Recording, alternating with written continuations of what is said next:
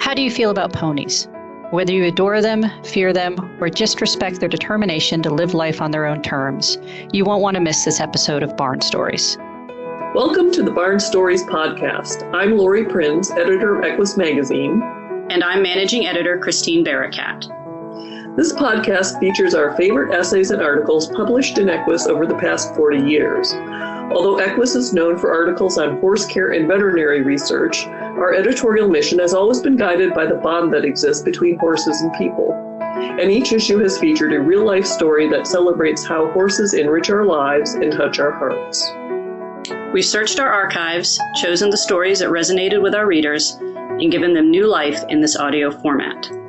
Longtime subscribers may recognize some of their favorite pieces. And if you're new to the Equus community, these stories will confirm that no matter what sort of saddle you sit in, a deep emotional connection to horses is something we all share. The star of this episode is a Hackney pony named Dusty. Like so many ponies, Dusty has very strong feelings about who he should and should not cooperate with.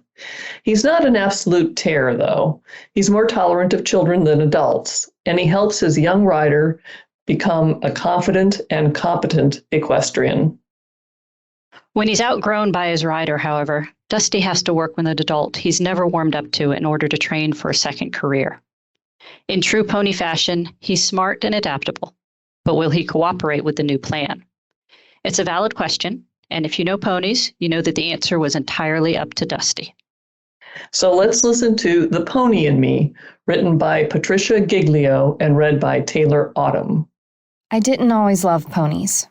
They can be vindictive, scheming, devilish, funny, playful, smart, cute, wily, and conniving.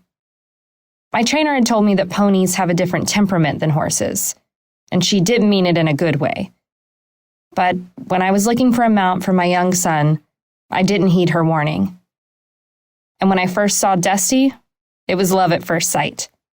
The little brown Hackney pony glided across the arena with such elegance that you couldn't help but stop and stare, mesmerized by his high-stepping, fluid gaits.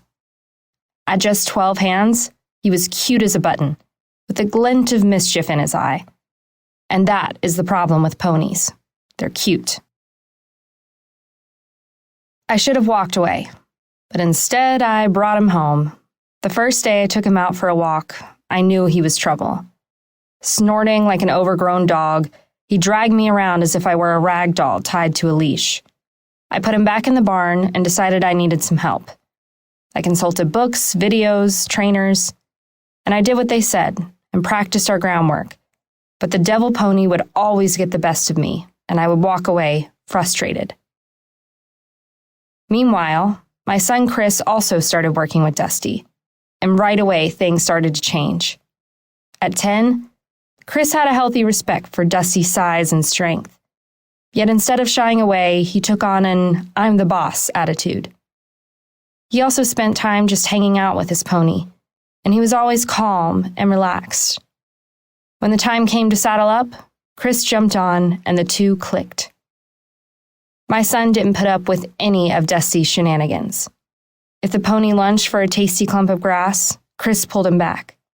When Dusty wanted to trot instead of walk, Chris slowed him down. It got to the point that whenever we went for trail rides, my son would lead the way because Dusty was always so well behaved. I, on the other hand, continued to have respect problems with the little rascal.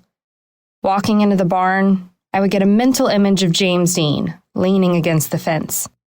Taking a drag on a cigarette, he'd turn and look at me as if to say, "What the do you want?" I knew I had to get past this, so I dug in my heels and I said, "You may be James Dean, but you better do as I say." And his reply was, "Make me."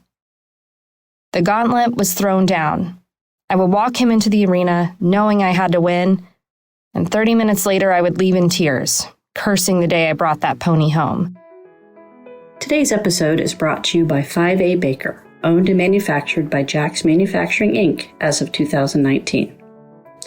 The 5A Baker brand has been around for 156 years, and the feel of a Baker blanket is like no other on this earth. The quality is second to none, and durability is tough as nails. Just look for the iconic red logo tag proclaiming its authenticity. It's non-genuine without it. The 5A Baker line includes blankets for both horses and dogs, sheets, halters, garment bags, fashionable handbags, and other accessories. Jax is also coming out with a new 5A Baker products later this year. To view the 5A Baker line, visit bakerblanket.com or go to www.jaxmfg.com to find a retailer near you. The time comes when all little boys outgrow their mounts, and so it was with Chris. He didn't want to stop riding his pony, but when his feet were almost touching the ground, we both knew it was time to move on to a larger horse. Dusty was now left in the barn when our other two horses were taken on trail rides. We would hear his little whinnies as we rode out, and they sounded sad. I knew Dusty needed a purpose. A mother and daughter came to look him over one day, but I spent the whole time talking the mother out of buying a pony. Just wait until she's older and buy a horse, I said. It wasn't because ponies are evil, conniving devils. It's just too hard to watch your child outgrow them. So if we weren't going to sell him, we'd have to find Dusty a different job. I decided to teach him to drive. Once again, I consulted a trainer and practiced my groundwork. And once again, I entered the arena to confront James Dean. Instead, I found myself working with a pony who was listening to me, actually waiting for me to give him direction, well, most of the time at least. And I'm amazed. I contemplate what has changed. The idea that I'm actually becoming a better horse person crosses my mind. And then I realize, no, that's not it.